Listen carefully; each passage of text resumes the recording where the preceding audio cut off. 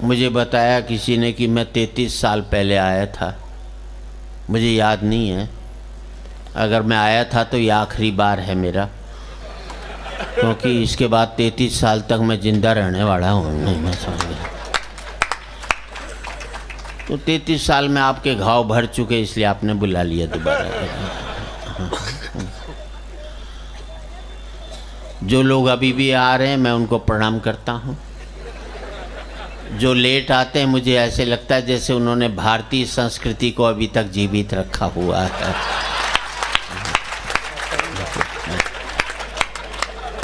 क्योंकि टाइम पर आने से भारतीय संस्कृति नष्ट होती है।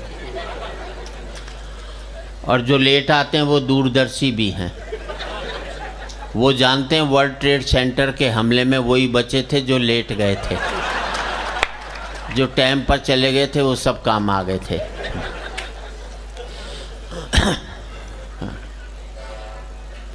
जो मुख्य अतिथि आए मैं उन्हें बता दे, बीच बीच में बताते रहना, मैं उनका आभार व्यक्त कर दूंगा। और जो सबसे लास्ट में आएगा उसे हम चीफ गेस्ट बना देंगे। सीधी सी बात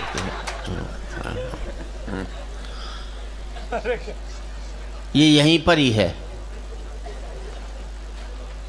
एक कलकत्ता ऐसा नगर है पूरे देश में जहाँ 6 बजे का टाइम दिया जाए तो ठीक 6 बजे शुरू कर देते हैं। 6:05 पर वो लोग माफ़ी मांगते हैं कि हम देरी के लिए माफ़ी चाहते हैं। एकमात्र पूरे देश के अंदर मैंने वो देखा। आधा घंटा देर से भी कोई आ जाए तो गेट कीपर ही रोक देता है कि आप अंदर नहीं जा सकते।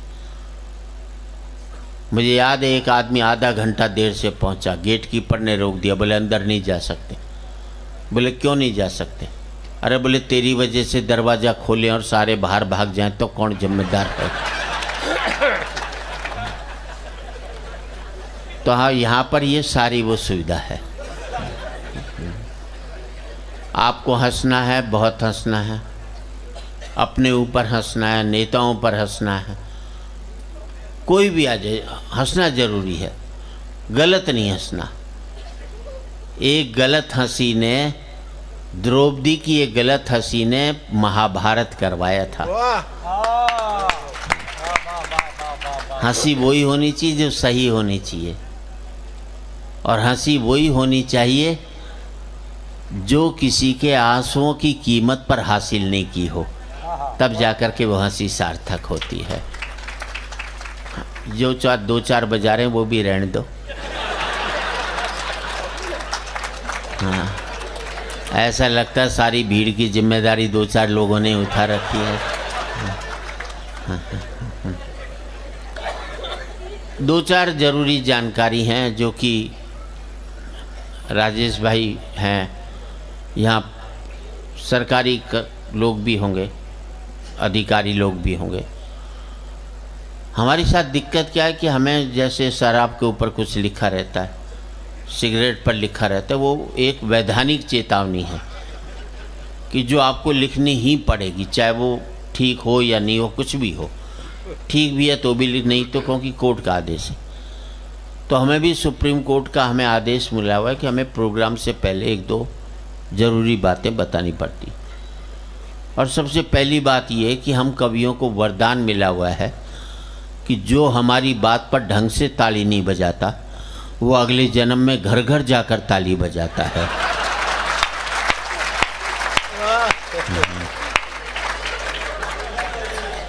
तो इसलिए हम पहले से ही बता देते हैं कि हमारा कहा नहीं है, सुप्रीम कोर्ट ने कहा है कि आपको ये बोलना पड़ेगा। कहीं बाद में ऊपर जाओ और ताली बजानी पड़े अगले जन्म में, आप कहो जी आपने बताया क्यों नहीं था, तो वो एक जरूरी जानकारी होती है। दूसरी बात यह है कि जो पति अपनी पत्नी के साथ बैठा है वो ये सोच करके बैठे कि वो साथ में नहीं है, तो तनाव मुक्त हंसी हो सकती है उसकी, सीधी सी बात ये। और एक आपसे और प्रार्थना करूंगा, अपने मोबाइल्स को पति मोड पर डाल लें, साइलेंट वाला जो भी होता है, क्योंकि पति साइलेंट ही रहता है घर के अंदर, तो उसे मोड पर डाल लें। और जिसका साइलेंट नहीं होता हो, गुर्राता रहता, उसे वाइब्रेशन मोड पर डाल लो बस।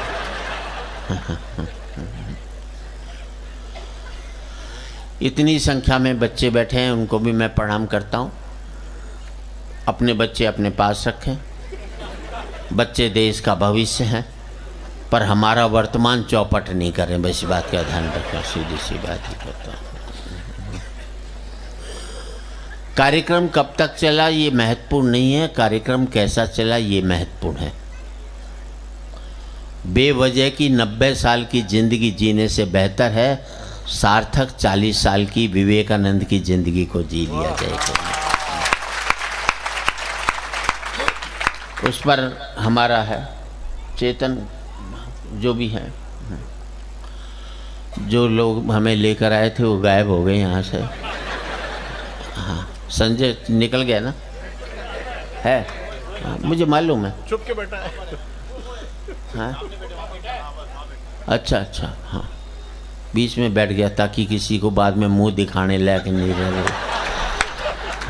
जो भी आदमी गलत काम करता ना पब्लिकली नहीं कर सकता, सीधी सी बात है। अपने आप चुपचाप बैठा है।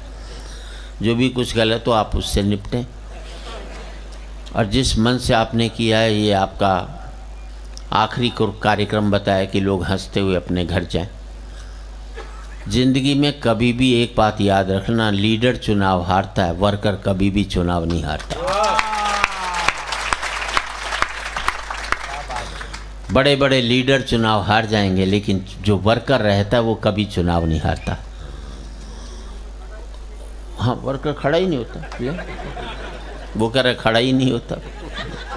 ये और भी अच्छी बात है कि उसे काम से फुर्सत ही नहीं मिलती। और राजनीति क्या है? मुझे एक ने कहा कि राजीव जी के साथ मैंने एक किस्सा शेयर किया था। एक बाप से बेटे ने कहा, जो कि नेता था, मंत्री था। बेटा बोले, छोटा था बेटा 8-9 साल का, बोले पिताजी मैं राजनीति में जाना चाहता हूँ, कोई शिक्षा दे दो। बोले रहने दे। बोले ना, मैं तो राजनीति में जाऊँगा, कोई शिक्षा दे दो। नहीं माना बेटा, जिद पर अड़ गया तो बाप ने कहा पहली मंजिल पे चढ़ जा। बेटा चढ़ गया। बोले अब क्या करूं? बोले नीचे कूद जा।